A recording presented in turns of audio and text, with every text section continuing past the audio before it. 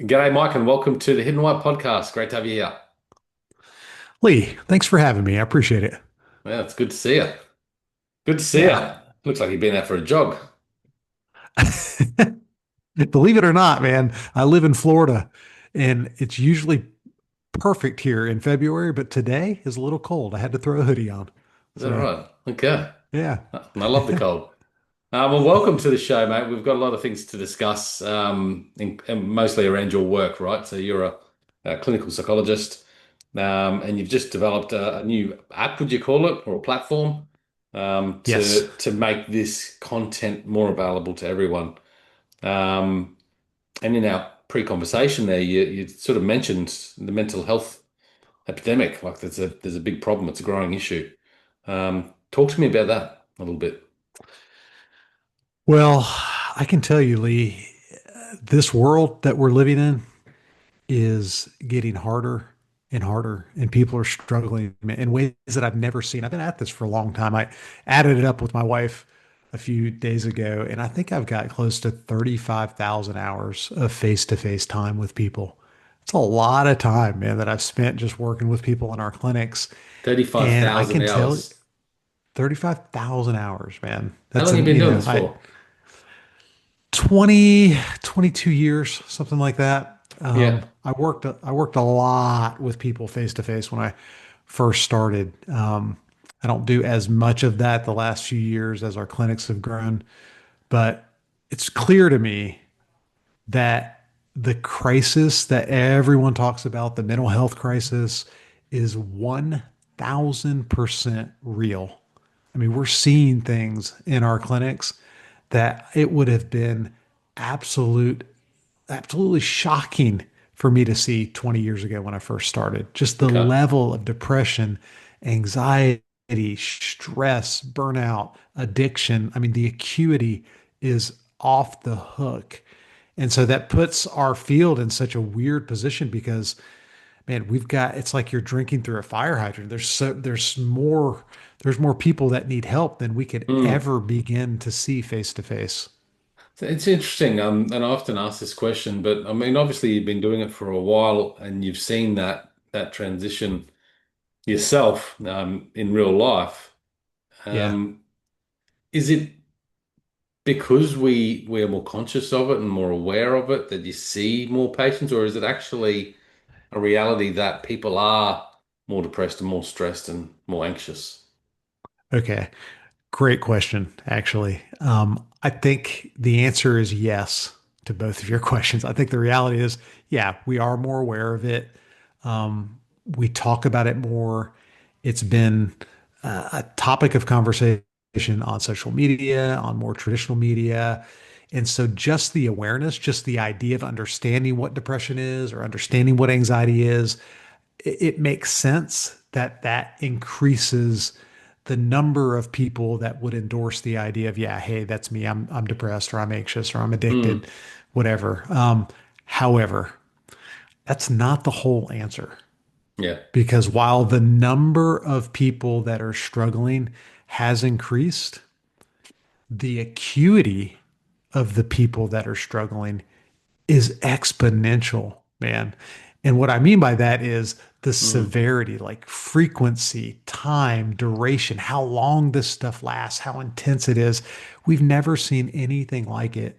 We have kids, Lee, that are coming through our clinics that years ago, when I first started, it would have been, I guess, pretty unusual for us to have a kid come in, like a 12-year-old kid who's suicidal and coming out of the hospital. It happened, obviously, but it'd be rare. Now yeah. Mm, it is standard fare. We do intensive programming at our yeah. offices, and we'll have sometimes 30, 40 kids at one time that have all just been released from Baker Acts. That's what we call like the crisis stabilization here in Florida. And kids that are literally just don't want to live. And that's not normal. Like that No. is something that's distinctly different. It has escalated for the past decade or so, if you look at the data. And we thought after COVID, okay, we're kind of seeing everything amp up because we've had this weird dynamic with this virus, and people were feeling like it was life and death, and it was scary. But after this is over, of course, we'll see the rate and incident of depression, anxiety, suicidality, self-injury, addiction. That'll all go down. And man, we have seen the opposite year over year. It continues to get worse and worse. And this is, again, And the certainly number of noticeable since COVID that you've seen, but the lead up to COVID, you saw that as well, the trends it had escalating. already it had already started Yeah. leading Huh? up to COVID. Yeah. But we've seen an escalation since COVID. Rather than it just go down, we've seen it tick up, and it's surprised people Mm. that honestly doesn't really surprise me when we look at our world. I mean, in some ways I get it and I understand it, Yeah. but it's a crisis. It is real. As a Interesting. guy who's in the trenches and been doing this work for a long time, things are bad. Have you got figures, like American-based figures on mental health, depression, things like that that you could share? I've got some. Yeah, let me see if I Let's see if you can can pull them get out, like on the spot. yeah, pull them out of my memory banks here. I know some of the stats are just shocking. Like for instance, 40% of our teenagers that are in high school have considered suicide in the past year. That's 40%. a that's a nutso figure, Lee. I mean, how in the world I mean, are how would we at that a compare to place? 20 years ago? Oh, that number I don't have that figure, but Yeah, anecdotally, I can tell you I would it's think that number would skyrocketed. be like 15%, like 10%, Yeah, maybe. yeah. So the way we're processing information, the reactivity of our culture, the emotional dysregulation of our culture is astounding. And I think that's the core of the issue. So you've got 40% of kids that are considering suicide. You've got 20% of the US population that is on an SSRI What's an medicine. SSRI? An SSRI, that's an antidepressant. They use it a lot for Uh-huh. anxiety as well. So this would be things like Prozac, Lexapro, Zoloft, some of your standard So what did you say? antidepressant 40% Medicaid. 20% of the population is on the medicine right now in America. in America. I Hmm. mean, it's wild. So I Yeah. talk to people here. I'll do presentations or speak at some event, and I say, go to the mall, pass by, you know, 10 people, two of them are on like currently right here, right now on an antidepressant. Yeah. Pass by 100 people, 20%. That's not lifetime use. That's not like here's the 20% over the course of their life will be on medicine. That's like right here, right now. So what about all the people that have depression or anxiety or stress or burnout, but it's not severe enough to go on medication, but they still have the symptoms? What about the people that it's plenty severe enough, but they've just not gone to the doctor to get the medication? It's untreated. Hmm. It's these are scary numbers, man. Yeah. And Yeah. it's just in our field, I know that we're scrambling, trying to figure out, okay, what do we do to address this? And how do we make mental health and the coping skills for mental health issues accessible to everyone? Because that's going to Hmm. have to be the plan going forward. We're going to have to figure out how we prevent these problems before they ever start. Well, it's a changing world, right? So it seems to be like more commonplace. And Yeah. so we need to start educating from a very young age these coping mechanisms Yep. to help Yeah. people. And I don't think they, well, from my perspective here in Australia, at least, it's not done. I think there's some reasons. Hmm. I mean, What's the reasons? I believe there's a reason that we're struggling. Oh, right. Why this is happening? Yeah, I think there's some explanations that if we could start to address that, then we're getting ahead of it, right? But what we would have to get ahead of is it's very complicated.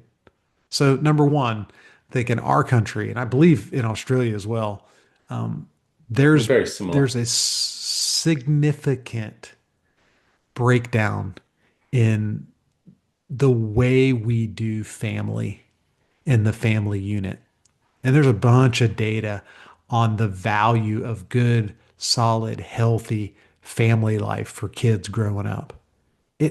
Just having stable people in your life that you know care about you and they're invested in you and they're with you and they're for you, it makes a massive difference in a person's Mm, life.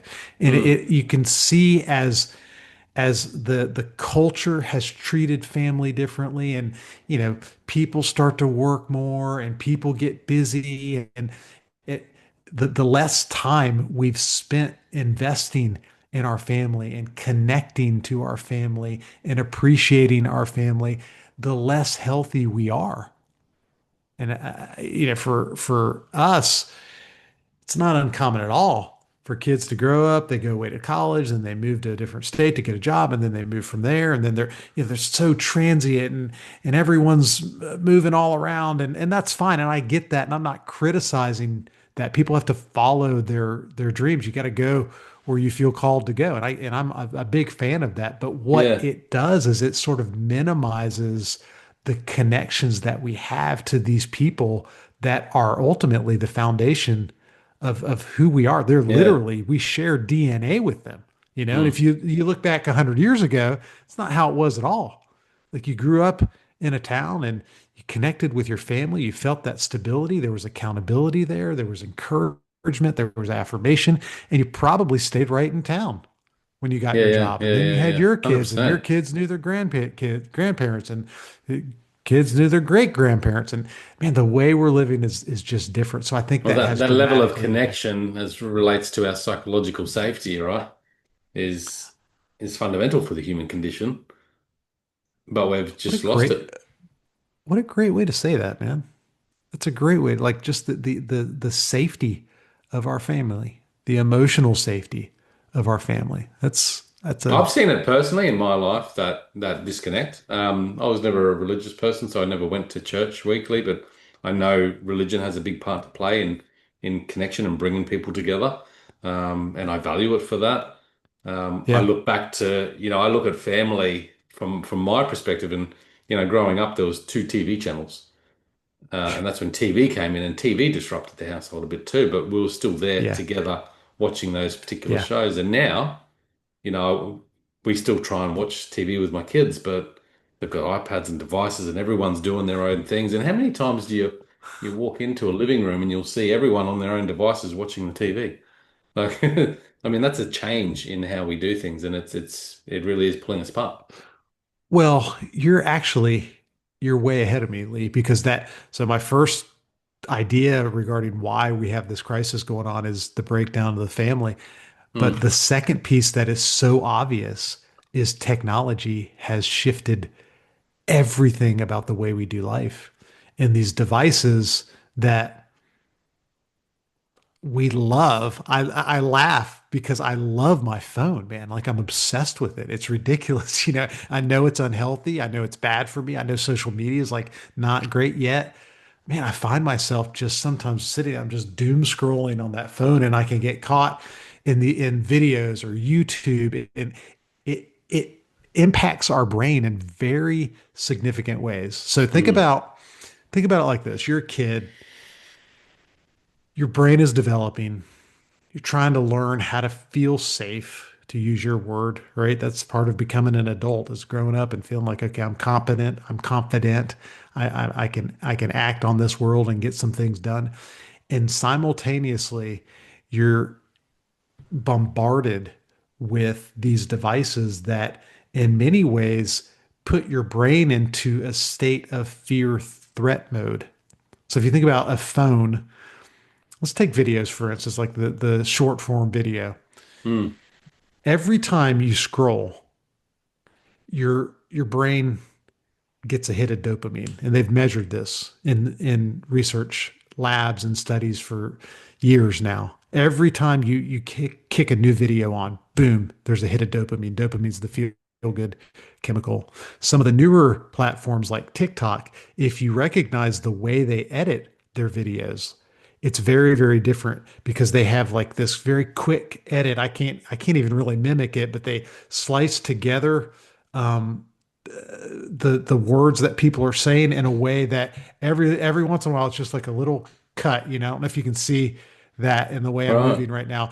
Yeah. That is a TikTok video. That's how they do them. That's how the ones that go viral on TikToks are the ones that have the most edits. Well, every time there's a little shift, just a little turn in the edit, in the person's face, in their body I never posture, knew that. Yeah, wow. it's more dopamine. It's more dopamine. Your brain gets conditioned, it gets activated, it's stimulated, and that's all great. We're very smart. We're probably smarter now than we were 25, 35 years ago. Like our kids' brains are just exploding with knowledge, but they're also in a state of high alert because while it does release dopamine, it Yeah, also is a fear state. Like think about like what it feels like to have your brain, which your brain thrives on consistency, like stability, like that. We crave homeostasis. We know this. Every organism does. So like we thrive in like stability. And then you have this technology that's constantly moving, constantly giving you stimulating your brain. mm, That in and of itself puts you in a state of fight or flight. So we crave these things because they give us dopamine, yet it puts us in fight or flight mode. yeah, Well, fight or flight mode that's where anxiety lives in the brain. yeah, That's where depression lives in the brain. So it makes perfect sense that the more technology has become prominent in our life, the more we're connected to social media and all these things that are constantly coming at us, the more unhealthy our brains have gotten, the more depressed, anxious, stressed, and addicted we are. yeah, yeah. To reverse that. Easy, right? Yeah, I think the only way to reverse it is to be intentional. It's super hard with something that's addictive. Yeah, It's like yeah. telling someone that's Well, someone addicted so to aware alcohol. about it like yourself, even, admitting that, you jump on there and sometimes you're doing that, myself included. Yeah, I guess having that level of awareness, I'm more intentful about how I use it and, telling myself off when I'm picking it up for no reason at all. yeah, But a lot of people yeah, aren't and don't have those tools. yeah. So you and I have all this information and we still struggle. What about the people that don't have Don't. any of the Mm, information and they're mm. just obsessed with it? That's where our Yeah. kids are. Our kids, they don't have frontal lobes, man. Their frontal lobes aren't developed fully until they're now it's like 25. It's Frontal lobe is interesting how judgment, it's such a reasoning. powerful, like the device, the phone, how powerful that addiction is. Like you compare it to, I don't know, taking drugs or something like that. A lot of people have taken drugs and they're not drug addicts. They do it a couple of times, Yeah. have fun, they don't do it again. Yeah. Phones, like pretty much everyone's. Yeah, but I think that's part of how we structured our culture that makes it a lot more difficult though, because if someone does cocaine a couple times at the bars when they're 25 and then they don't go back to the bars, they're probably not around a bunch of cocaine anymore. It's easier to stop, Yeah, right? yeah. Technology is We use it's that part tool. of how we live. Hmm. Yeah, like can you leave home without your phone? I No, can't leave home without my phone it because if starts I my car do, nowadays. well, exactly. Exactly. Like we're so conditioned for it. It's like, one of the hardest things to treat is an eating disorder. You know why?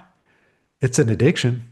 It's an Hmm. addiction to either weight or body image or food, but you can't cut it out of your life. An alcoholic can quit drinking.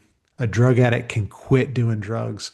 Someone with an eating disorder can't quit eating. You have to like figure out how to moderate. I've got to eat, but I've got to do it in a healthy way. Yet I've got all these neural pathways of addiction in my brain. That's exactly what we're dealing with technology. None of us can live without it. You can't live in this world unless you just go off grid without dealing with it. So it takes a ton of discipline to be able to say, okay, I'm going to use this and I'm going to use it for with powers of good, Yeah. but I'm going to also make sure that I don't get stuck in these negative patterns. Very, very difficult. Yeah. And what about I guess, the consequence of using it or the pain associated with using it? We talk about fight or flight, sort of gets us in that state of anxiety, but Hmm. like drinking or taking drugs or some of those other things you might do, have a more noticeable consequence. Whereas technology, I don't know, like I certainly have felt it where I've, had times where I've just been on it and I feel that level of anxiety increase in awareness, but most people wouldn't notice that sort of thing as much. Well, I don't think they do. And I don't think they notice because we've normalized it so much. To your Mm, point, you walk in an average living room and you can have 4 or 5 people sitting in the same room and they're encapsulated in their device and we kind of normalize that. Go to a restaurant. I love it, man. yeah. I'll laugh my head off with my wife. I'm like, look around. Like you've got all these families sitting at tables in restaurants, all looking at their phone. Like Mm, you've got this crazy cool opportunity, especially as a parent. It's like the adults in the room need to stand up and do this differently, right? But as a parent, it's like, man, we've got to put our phone down, look at our kids and like yeah. start to take an interest in them. And we just don't. We're just so stuck, man. We're just craving the dissociation of all that dopamine. It's really, really cheap dopamine. And I tell you what, cheap dopamine never works out well. Ask alcoholics and drug addicts. That's cheap dopamine too. Usually doesn't work. Yeah. Yeah. Well, yeah, I mean, there is a big issue. We're obviously aware of it here. How do we start to tackle that? I mean, we can't go around and change the way society's set up now. Around families and relationships, I look at divorce rates and things like that too, and that's a big part of it. We're all so Yeah. busy, we all have to work, and that's created, more separation in the family units, and obviously that has an Hmm. impact on the kids. And then technology gets involved in that as well. It all works together, um, and it doesn't work at all. I Yeah. mean, we can't change. I don't think we can, you can't take away the phone now. All we can do is put in some tools and coping mechanisms to help us manage that potentially.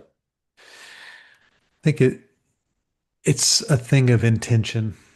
Hmm. We're not good at it, right? Just in our culture, we're not good at intention. Most of us run around with our hair on fire, going from next emergency to the next emergency. Mm. Go to work, drop the kids off at practice, go pick them up, cook dinner, collapse in bed, wake up the next day, do it all over again. That's how we're living right now. And unfortunately, when you're that stretched with such little margin, it's hard to step back and say, okay, what's healthy? Yeah. Where do But you find that's the time? exactly what we've got to do, right? Like we have to Mm-hmm. say, okay, what is my value system? Let me develop my value system. Let me be intentional about what my value system is. And then I'm just going to make sure that the I have some committed actions that define my life that flow directly out of that value system. That's the only way we're going to get better culturally. Yeah. And we've Yeah. lost that, man. We've lost all sense of an anchor. We've lost the ability to grab onto what we truly value and to act out of those values. That's the sad part. That might be the actual issue. The actual issue might be that we've lost an anchor point of a positive, healthy value system culturally. And then that drives the problems with the family. And then that drives all the Well, that's technology and our right. It inability to stems all manage from it. there. Mm. Yep. When you talk about value systems, what are you talking about there? Like you're talking about analyzing your personal values around, I value family or money or success. I think, yeah, it's how you define what's important in life. Like what is the value system that you bring to your Mm. day? Minute by minute, moment by moment? What are your guiding What's important to principles? you? What makes you acceptable, worthwhile, significant, valuable, lovable? Like what kind of person do I want to be? Mm.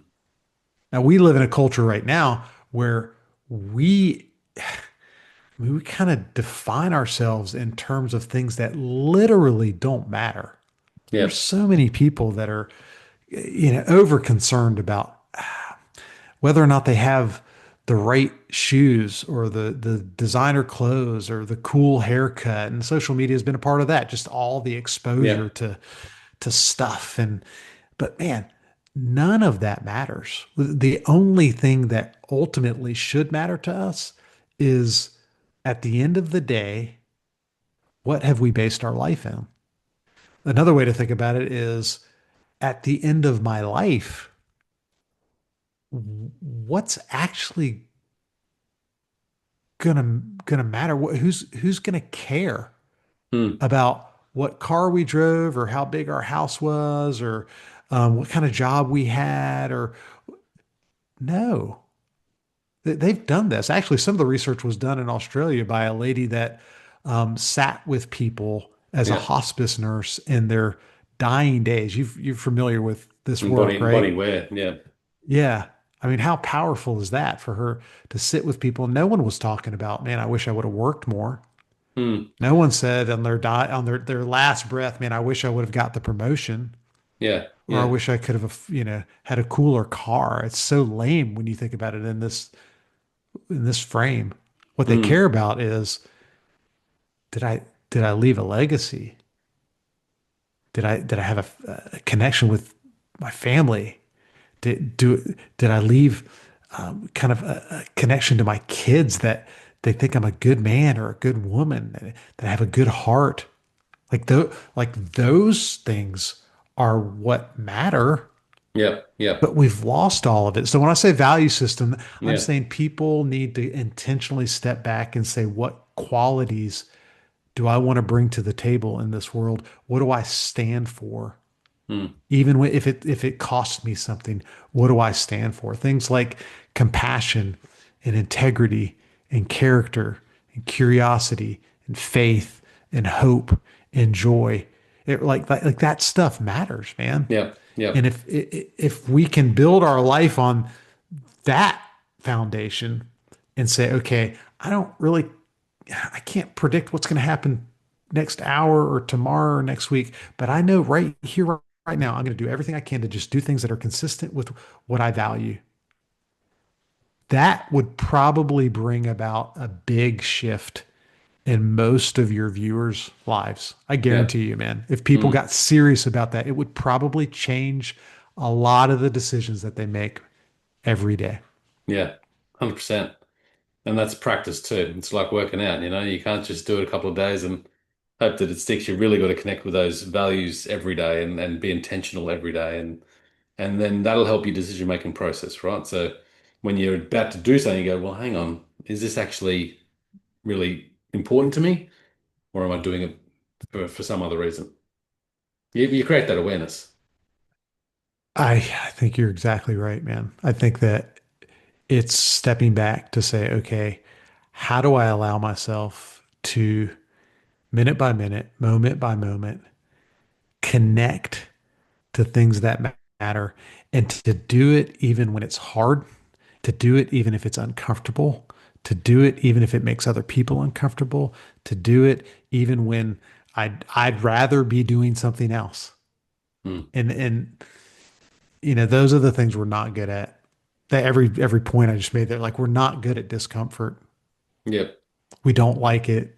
50 years ago, people were much better at discomfort. 150 years ago, people were way better at discomfort. I mean, you think about it, like that life wasn't a No, yeah, it's crazy box of change, hey? chocolate by And any, in a yeah. very, very short period of time, we haven't been able to develop our brains to keep up with the massive change that we've experienced.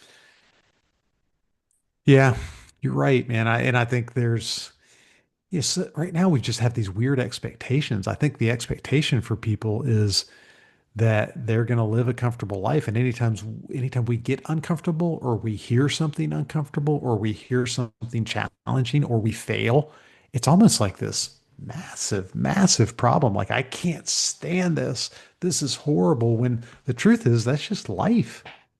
Yeah. Life is hard sometimes, but Yeah, we're you think just, about all the comforts, but we're so used to now, but they're actually causing us a lot of discomfort, right? Because depression is through the roof, anxiety is through the roof. yeah.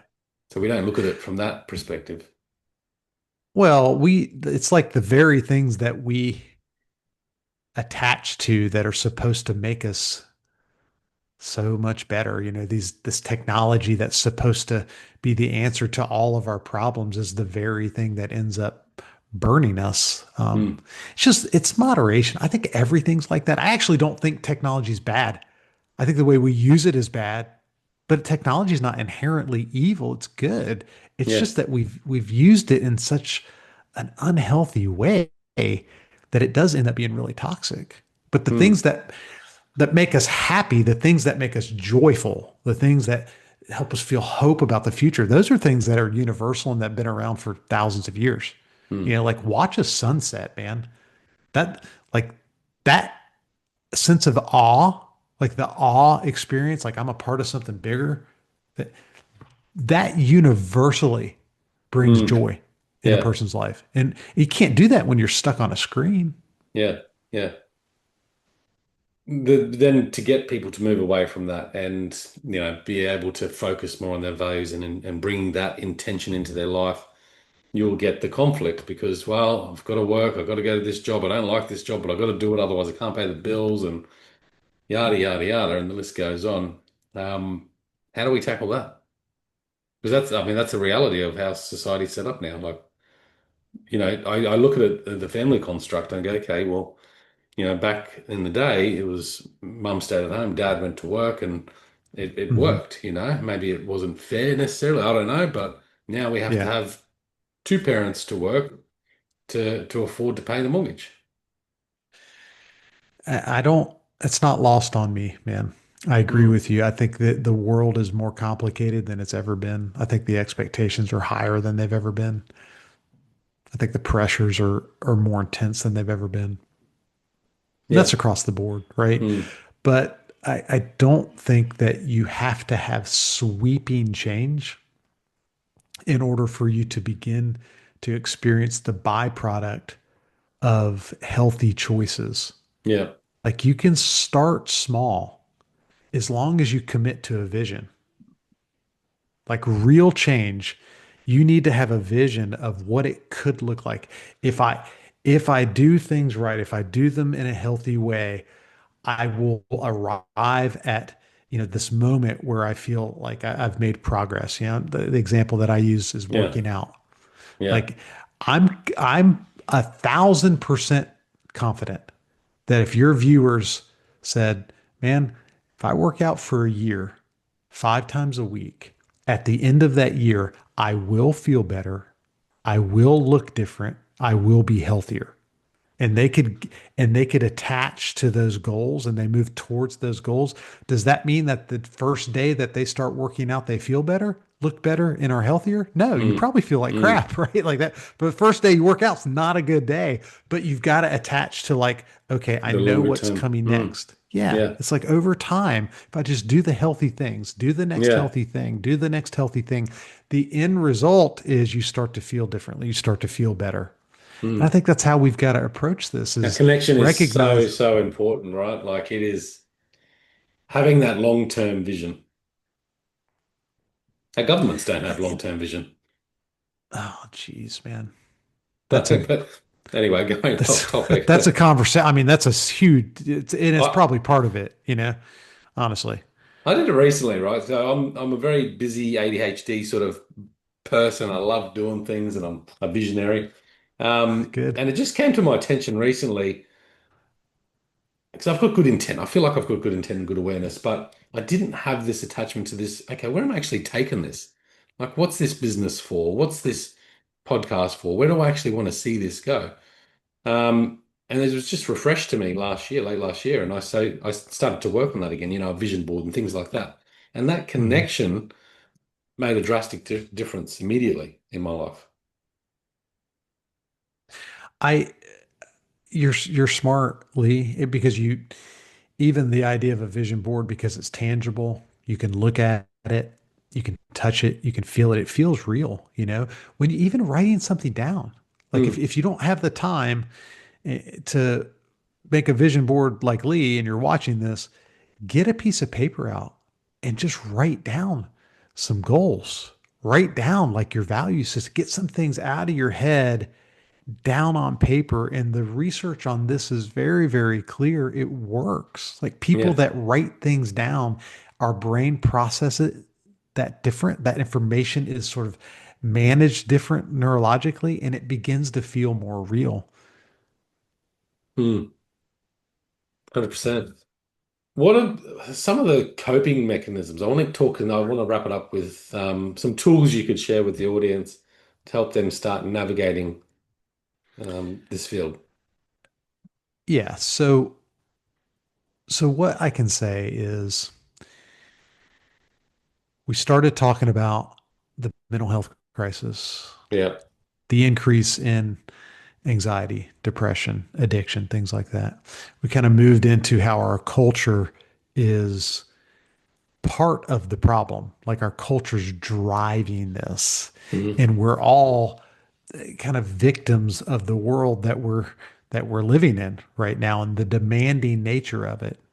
And your question is, what do we do, like practically, if we want to break free from the mental health issues like depression, anxiety, and addiction. And we want to begin to attach to a value system and we want to have some committed actions that flow out of those value systems. How do we do that? Well, I think it starts with presence. Like you've got to figure out how to stop living in fear of the future, fear of what might happen next, fear of what if people judge me? What if people aren't happy with me? What if I get fired? What if my spouse is unhappy? And we also have to like leave regret from the past. You can't beat yourself up for what if I failed and what do I do with this Mm. moment where I missed the mark? So the first specific coping skill that people can grab onto is the power of the present moment. Like we've got to live right here, right now. And that's the only way we're ever going to be intentional about Mm. our lives. Yeah. So, How you do we know, tap into that? Like, what's your? yeah, I mean, I good. meditate. I I mean, think that's that's helped actually me.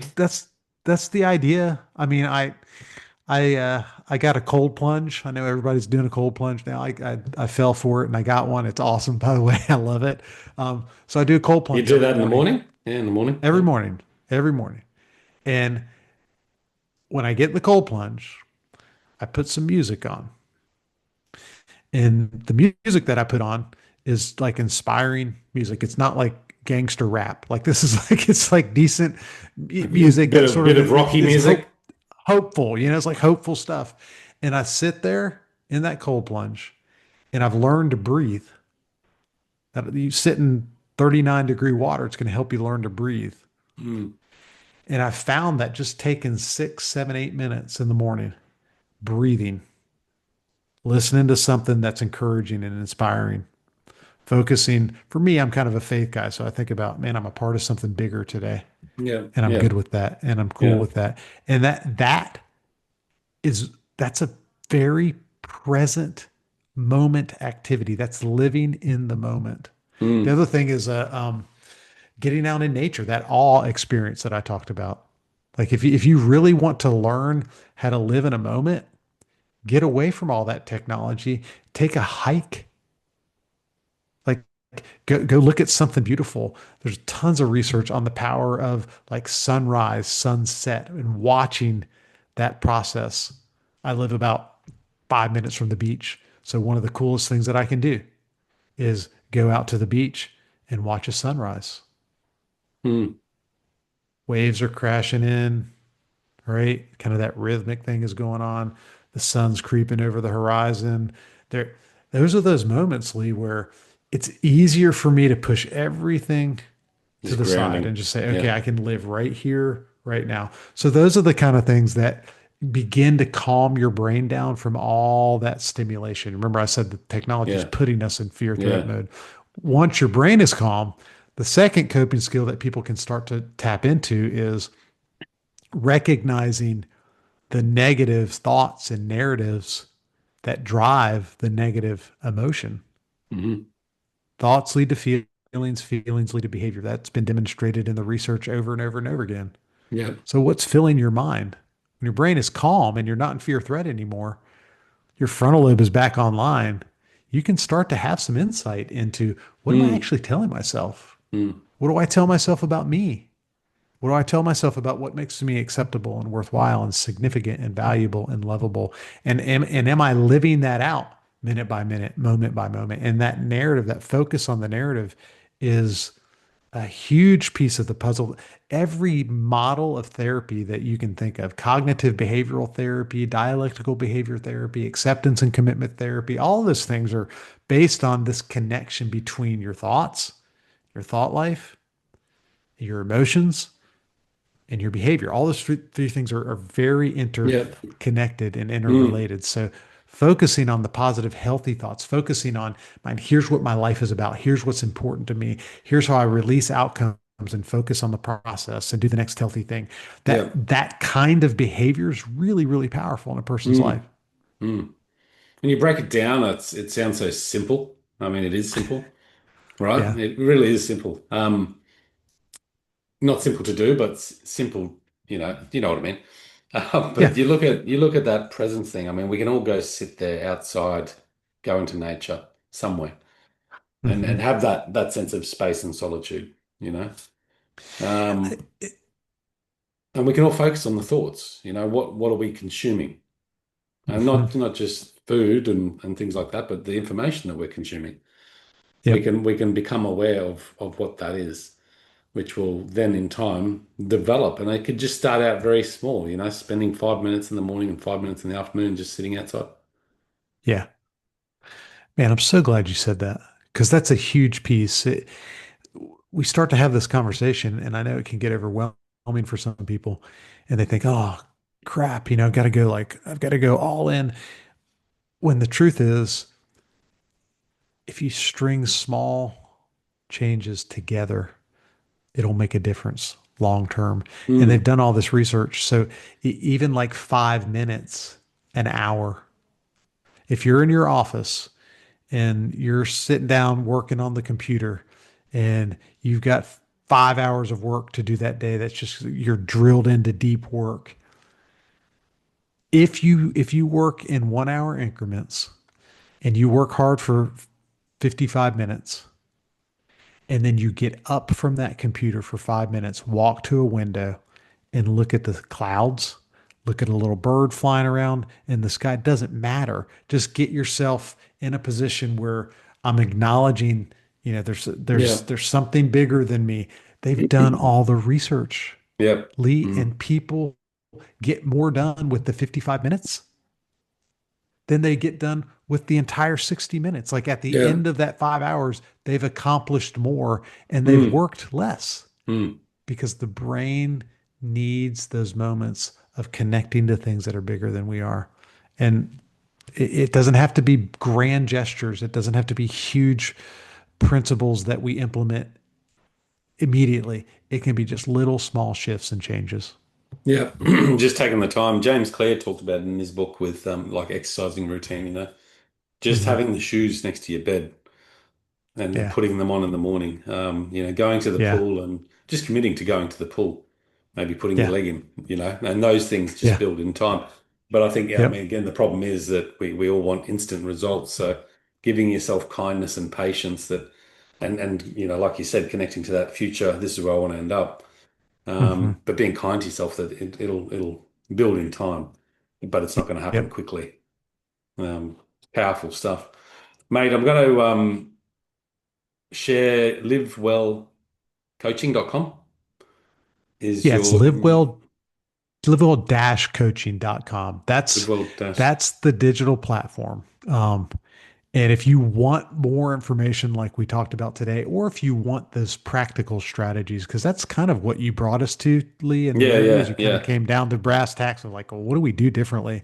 yeah, That's what LiveWell Coaching is. It's yeah, full of very specific strategies and coping skills that people can utilize to create change in their life. So we've got stuff on brilliant. there on, how do you change your mindset? How do you have healthy relationships? How do you manage stress? How do you deal with anxiety?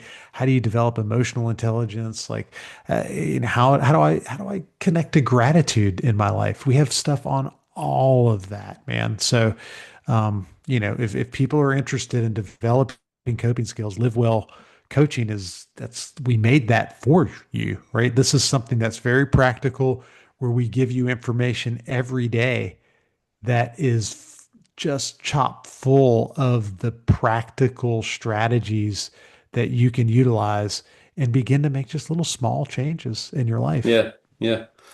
And I didn't mention this, but the reason why I like this tool, because it's worked for me, and I don't know what the download is every day that you could do it, but it's a free Yeah. trial for 7 days, which I like. But just committing to 5, 10, 15 minutes a day of I'd call this growth activity Yeah.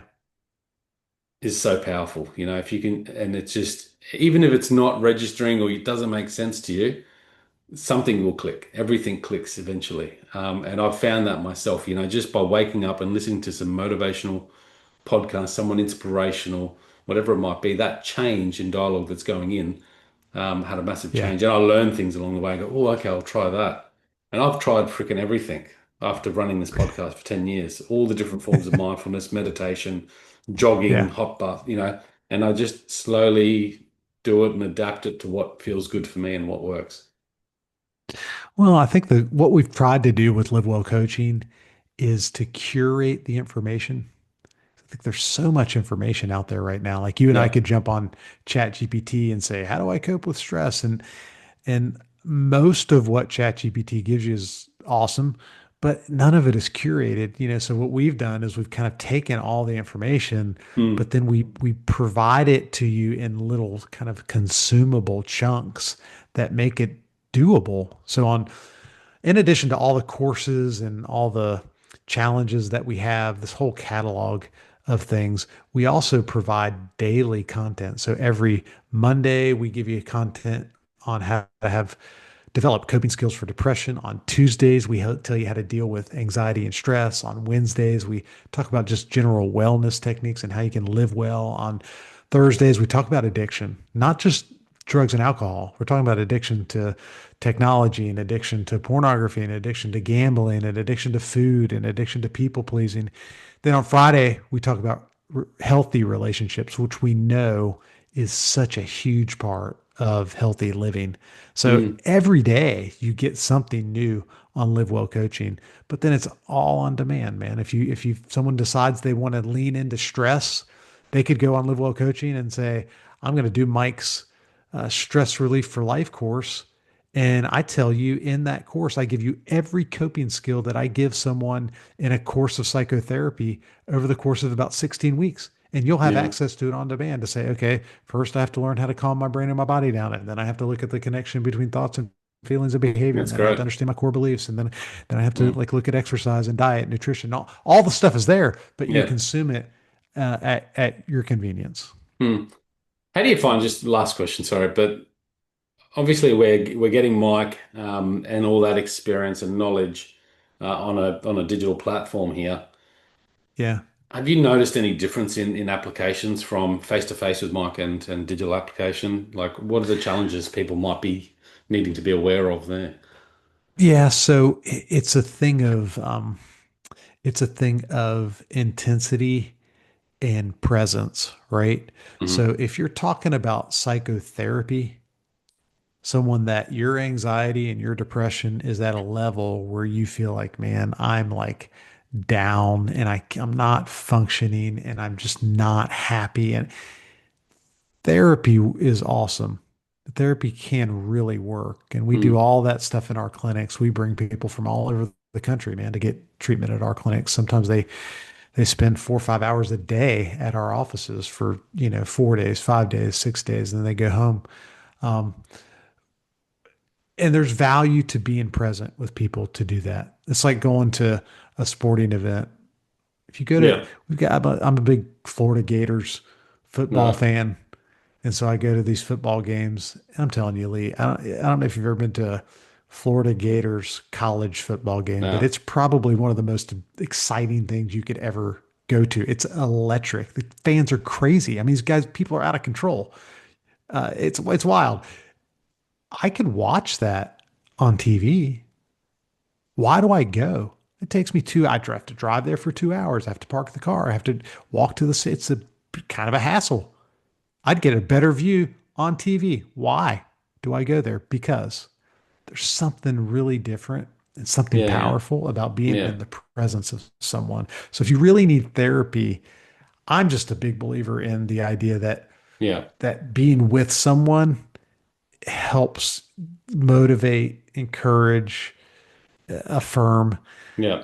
But there are a whole other group of people where at this point you don't have the time or energy to get to therapy.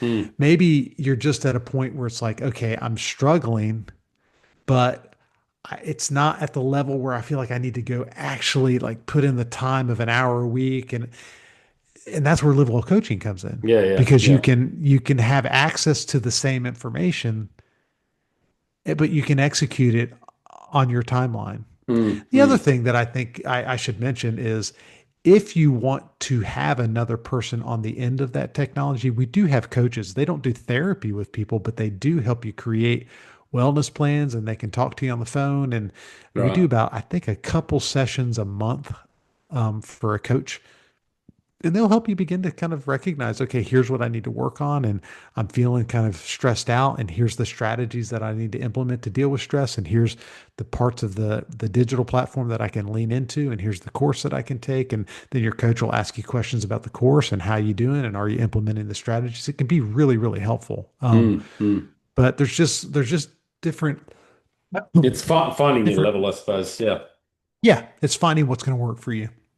But bloody great conversation. Thank you for sharing. Hope everyone's listening's got a lot out of it too. Make sure you reach out to Mike. I'll put the links in the show notes for this episode as well. Mike, any final thoughts? Any departing thoughts?